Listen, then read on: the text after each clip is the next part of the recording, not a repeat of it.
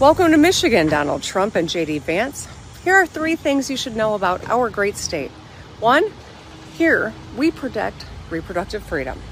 We're not interested in your national abortion ban.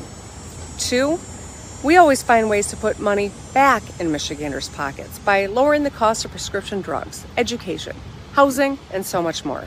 And 3, we're a proud union state, and UAW workers here still remember when Donald Trump broke his promises to Michigan workers. Oh, and one more thing. Michigan is going to reject your extreme Project 2025 agenda. My friends of being VP Democrats have just got to keep Gretchen Whitmer on the campaign trail.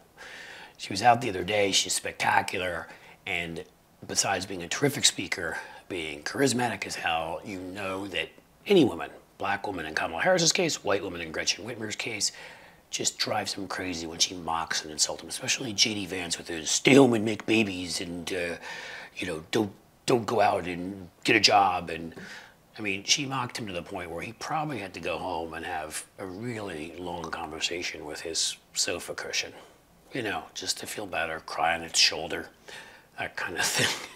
She ripped into both of them. Let's watch the first clip where she points out the experience differential between Kamala Harris and these 2 chumps.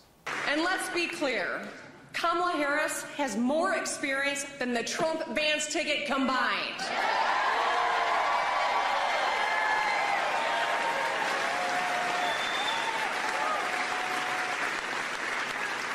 Between the 2 of those dudes, they only have 5.5 years, and it's not public service, it's self-service that they're in the business of. And then there was more. Why is it that Donald Trump is so scared of Kamala Harris, you ask? I don't know, but Gretchen Whitmer knows. And she had an amazing line here, so let's watch that one too. Vice President Harris has dedicated decades of her life to public service.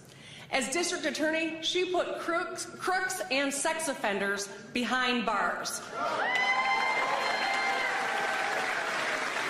And it makes me think maybe that's why Donald Trump's so scared of her. You see, folks, we have the prosecutor versus the predator. We have the vice president versus vice. You can come up with a number of ways to put this. But on one side, we have the righteous, people with experience, talent, intelligence.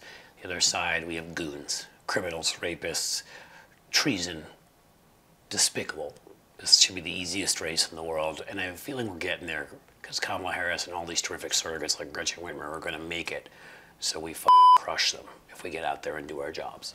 So many of you have been asking me about the debate, and I'll tell you, I'm ready to debate Donald Trump. I have agreed to the previously agreed upon September 10th debate. He agreed to that previously. Now it appears he's backpedaling, but I'm ready. And I think the voters deserve to see the split screen that exists in this race on a debate stage. And so I'm ready. Let's go.